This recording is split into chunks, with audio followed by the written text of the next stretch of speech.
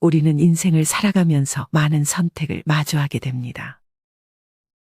여기서 A를 선택하든 B를 선택하든 결국 후회를 안 할 수는 없습니다. 다만 결과가 좋을수록 후회의 정도가 작아지고 결과가 좋지 않을수록 잘못된 선택을 원망하며 큰 후회를 하게 됩니다. 이처럼 인간이 지나간 일에 대해 후회를 하는 것은 어쩌면 당연합니다. 결과를 미리 알 수 있으면 좋겠지만 항상 모든 건 지나고 나서야 깨닫게 됩니다. 이렇기 때문에 후회가 남는 것이죠. 그 누구도 완벽한 인생을 살 수는 없습니다. 죽기 전엔 누구나 후회를 하는 것이고 그렇다고 해서 잘못 산 건 더욱 아닙니다. 우리가 여기서 할 수 있는 것은 후회를 최소한으로 만드는 것입니다. 사람들은 죽지 않을 것처럼 생활하다가 죽음을 앞두게 됐을 때 후회가 밀려온다고 합니다. 하지만 이때는 늦은 후회가 될 수도 있습니다. 그렇기에 우리는 지금부터라도 어떻게 하면 후회를 덜 할 수 있는 인생을 살 수 있는지 고민해야 합니다. 이런 후회를 줄이기 위한 방법으로 우리는 우리보다 오래 산 인생 선배들의 조언에 귀를 기울이는 것도 좋은 방법이 될 수 있습니다.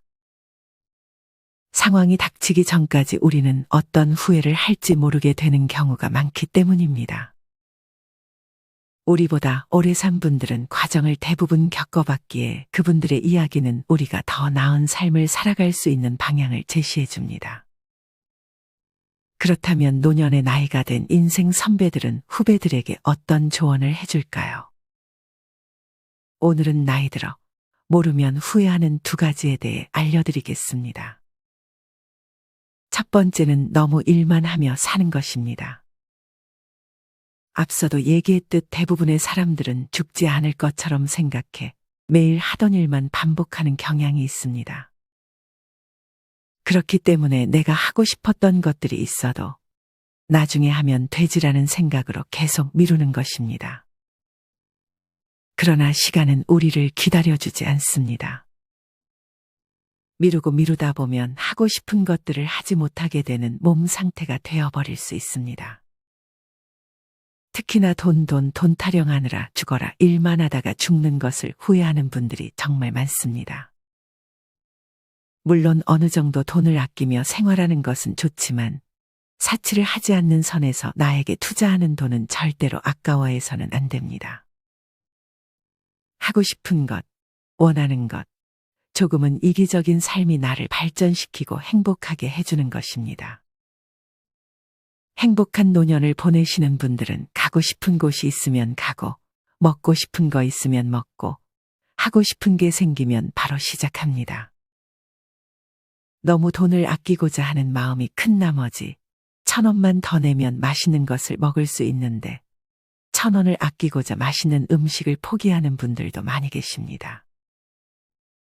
이것이 잘못됐다는 것은 아니지만 그래도 조금은 나 자신을 위해 돈을 쓸 줄 안다면 행복한 삶을 살아가는데 아주 큰 도움을 줄 것입니다. 또한 지금 살고 있는 삶이 내가 원하는 삶인지 남이 원하는 삶인지 파악하는 것도 중요합니다. 이것은 임종을 앞둔 분들이 많이 후회하는 것 중 하나입니다. 남이 어떻게 볼까 계속 눈치를 보게 된다면 정작 나를 잃게 되고 내가 하고 싶은 것을 못하게 됩니다. 주변에서 나이값 못한다고 욕할까봐 혹여나 나를 뒤에서 흉보진 않을까 하는 쓸데없는 걱정을 하는 것입니다. 하지만 여기서 알아야 할 것이 있습니다. 다른 사람들은 그렇게 남에게 관심을 가지지 않습니다. 여러분이 무엇 하든 크게 그것을 신경 쓰지 않는다는 것입니다. 혹여나 뒤에서 욕을 하면 어떤가요? 그것보다 내가 후회 없는 삶을 사는 것이 100배는 더 중요할 것입니다. 그러니 주변 신경 쓰지 말고 오로지 나 자신을 위해서 내 기준을 잃지 말고 살아가는 습관을 만드는 것이 좋습니다. 두 번째 조언은 고독을 즐기는 것입니다.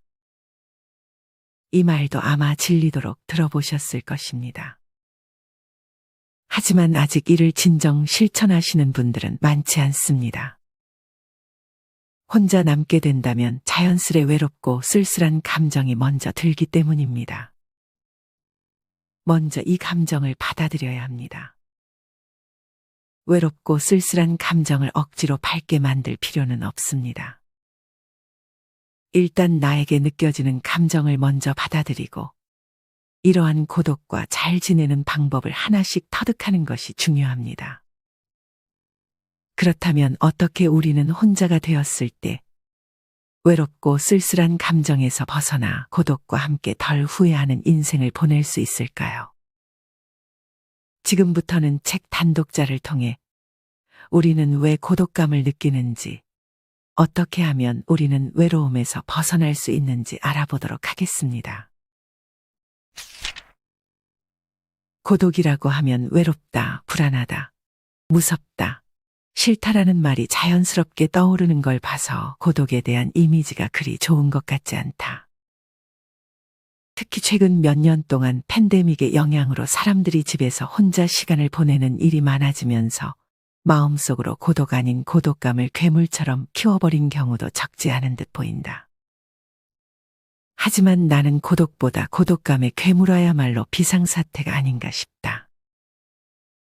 왜냐하면 본래 고독이란 인간이 자신을 성장시키기 위해 꼭 필요한 감정이기 때문이다. 고독감은 느낌이어서 영령이나 귀신과도 같다. 실체가 없으니 있다고 생각하면 있고 없다고 생각하면 없다. 이 사실을 분명히 인식하기만 해도 마음가짐이 확연히 달라진다. 또 친한 친구가 없어서 외롭다는 식으로 생각하는 것도 적절하지 않다. 본디 인간관계는 반드시 길고 진하게 사귀는 데에 가치를 두어야 할 사안이 아니기 때문이다. 담백하고 얕은 교류를 관계의 기본으로 삼으면 고독감으로 고민할 일도 줄어들지 않을까. 무인도에서 혼자 사는 상상을 해보자. 깊은 외로움으로 몸도 마음도 시들어버릴까? 그렇지 않을 것이다. 물론 혼자 생활하는 것은 고독한 일이다. 하지만 애당초 사람과의 교류가 일절 없는 곳이니 혼자 시간을 보내는 것 말고는 선택지가 없다. 게다가 고독이 가져오는 외로움보다도 혼자서 어떻게 살아가지라는 고민이 훨씬 심할 것이다. 그러니 고독감에 빠져 있을 여유가 없지 않을까? 반면 직장이나 가정에서는 어떤가? 적어도 사람이 있으니 외롭지는 않다. 그런데도 마음이 고독감에 침식될 가능성은 다분하다. 사람은 혼자 있을 때 고독을 느끼는 게 아니라 주변에 사람이 많더라도 나는 혼자라는 생각이 들 때 외로움을 느낀다. 집단 속에 있으면 아무래도 전체의 틀에서 벗어나고 싶지 않다는 마음이 작용한다. 즉 타인과의 관계 때문에 고독감이 생기는 것이다. 무엇으로 고독감을 해소할 수 있을까라는 질문에 나는 가장 먼저 책을 꼽는다. 여러분 중에는 책을 읽으라는 내 조언이 그리 마음에 와닿지 않았던 사람도 있을 것이다. 책을 읽어도 실생활에 도움이 되는 건 별로 없지 않나 라고 말이다. 책은 저자가 홀로 상당한 시간을 들여 엮어낸 글의 결과물이다.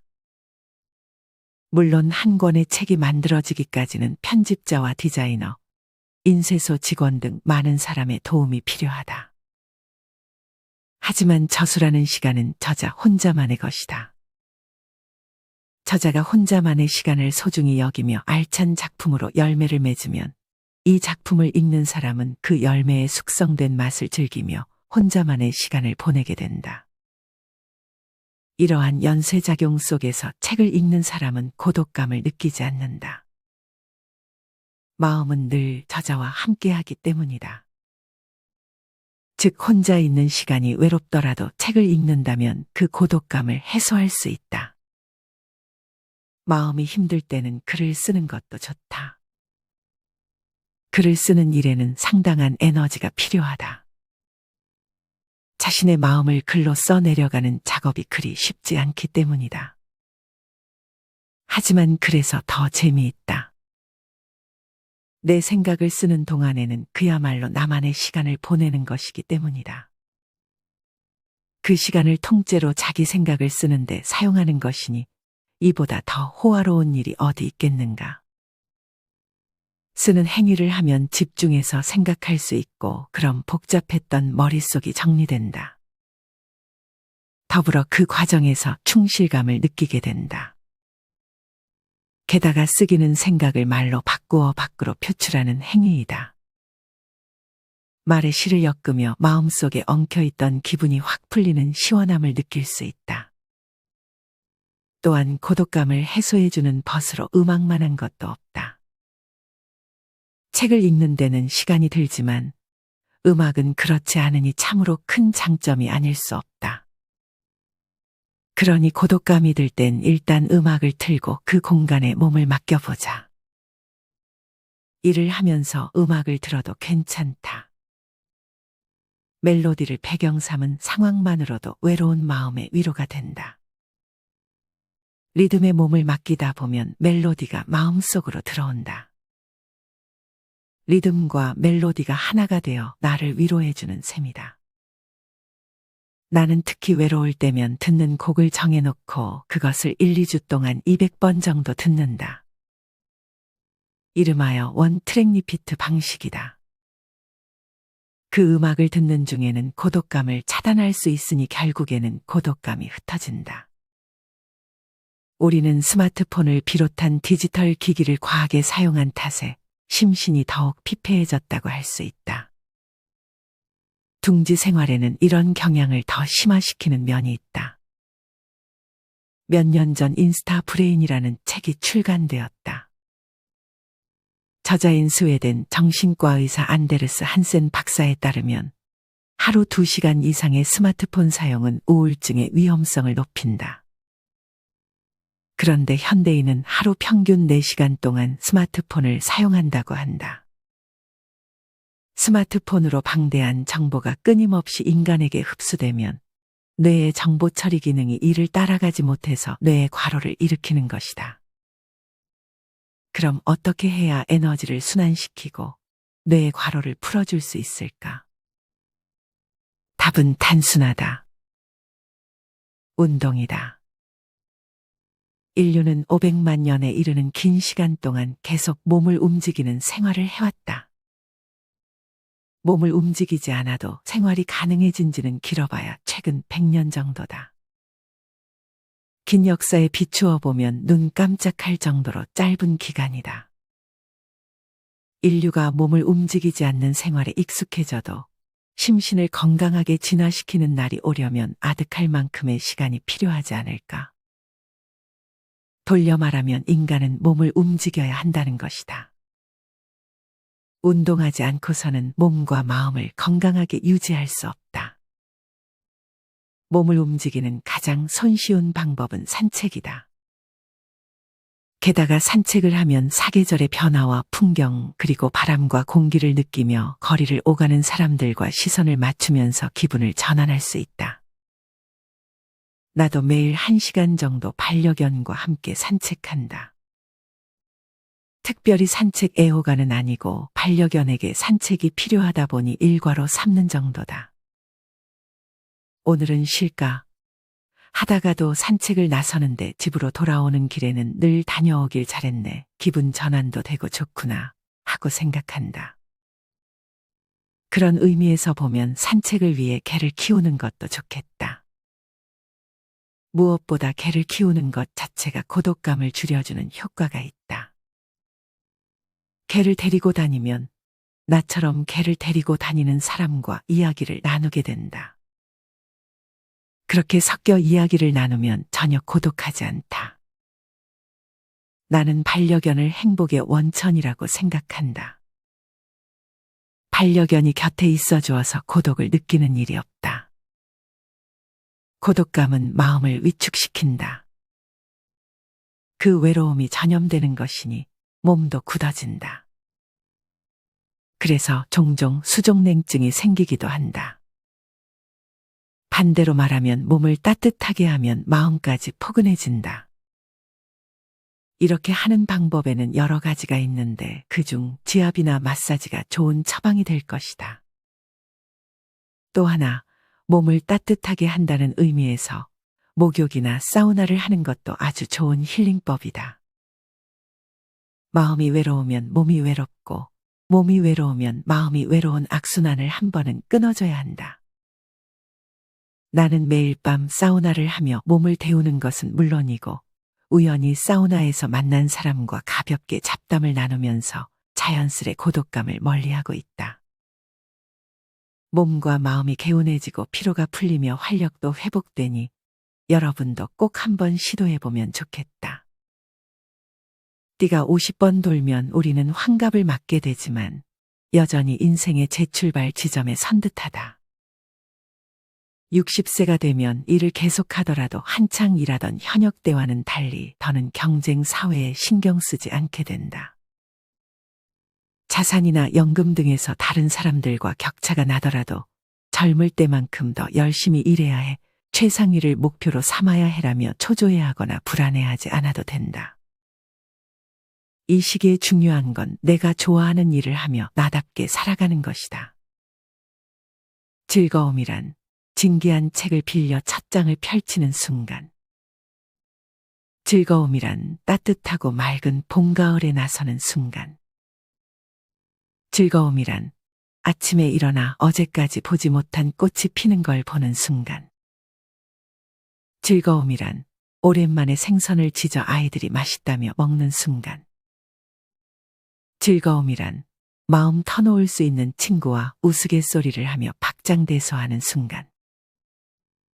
즐거움이란 좋아하는 붓을 구해 먼저 물에 적신 후 시험해보는 순간. 이런 식으로 일상 속 즐거움을 세며 살 수 있다면 중년기 이후에 하루하루를 알차게 보낼 수 있을 것이다. 정년퇴직을 하면서 할 일이 없어지면 다시 고독감이 얼굴을 내민다. 특히 일만 해온 사람이라면 회사가 줬던 소속감이 사라지면서 자신이 있을 곳이 없어진 것처럼 느껴질 것이다. 게다가 동네에는 아는 사람도 없고 종일 집에서 뒹굴뒹굴하는 것도 점점 지겨워져 외톨이가 된 것 같아 불안과 외로움을 느끼게 된다. 이런 상황을 방치하면 점점 새로운 무언가를 시도하는 일을 겁내게 되고 무기력해지며 최악의 경우 노인성 우울증에 걸리기도 한다. 하지만 그럼 일을 하라고 말할 수도 없다. 그렇기에 혼자서 조금씩 작업하는 재미를 느낄 만한 일을 찾아봐야 한다. 한 번은 집을 짓는 TV 프로그램을 보는데 그야말로 돌을 하나씩 쌓아 돌담을 만드는 아저씨의 일상이 소개되었다. 그 모습을 보고 정말 훌륭하다고 생각했다. 그는 자식도 손주도 있었지만 직접 지은 통나무집에서 혼자 살며 주변에 돌담을 만들어주는 분이었다. 이외에도 가령 도서관에서 책 빌려보기라거나 좋아하는 요리 프로그램에서 소개하는 레시피에 도전해보기, 매일 산책하며 발견할 것을 사진으로 기록해 자비 출판해보기 등 꾸준히 할 수 있는 일은 얼마든지 있다. 목표를 세우고 하나씩 해보며 성취감을 느끼는 것이 중요하다. 조금 더 욕심을 낸다면 미션이라고 여길 만한 일을 만들면 더욱 좋다. 그럼 사명감을 가지고 행하게 되니 더욱 즐겁고 보람찰 것이다. 나아가 일하던 때와 같이 사회와 연결되어 있다는 것을 실감할 수 있다. 노년의 고독에 관한 나쁜 예는 셰익스피어의 희곡에서 찾아볼 수 있다. 소개할 작품은 리어왕이다. 나로서는 이렇게 늙지 말아야지 싶은 노후를 엿보았다. 비극은 리어왕이 국정에서 물러나고 3명의 딸에게 영토를 나누어주는 장면에서 시작된다. 그는 딸들에게 아버지인 자신을 생각하는 마음을 피력하게 하여 아버지를 가장 지극히 생각하는 딸에게 많은 유산을 주겠다고 말한다. 이때 셋째 딸인 코델리아는 아버지의 성에 차지 않는 답을 한 탓에 리어왕의 노여움을 산다. 셋째 딸을 제외하고 첫째 딸과 둘째 딸에게 재산을 나누어준 리어왕은 50명의 시종을 데리고 두 딸의 집에 방문하는데 딸들은 아버지의 시종들까지 먹이고 재워줄 수 없다며 홀로 오게 한다. 리어 왕은 첫째 딸과 둘째 딸에게 배신당했다며 분노를 터뜨리고 급기야 절망하여 폭풍우속을 방황한다. 고독의 수렁에 빠진 노인 리어 왕의 포효가 이어지는 이 장면은 매우 극적이다. 바람아 불어라. 나의 뺨을 찢을 때까지 불어라. 미쳐 날뛰어라. 리어 왕은 결국 셋째 딸 코델리아를 찾아가 위로를 받지만 결국 이놈도 저놈도 살인자다. 모반을 꾀한 놈이다라고 외치며 숨을 거둔다.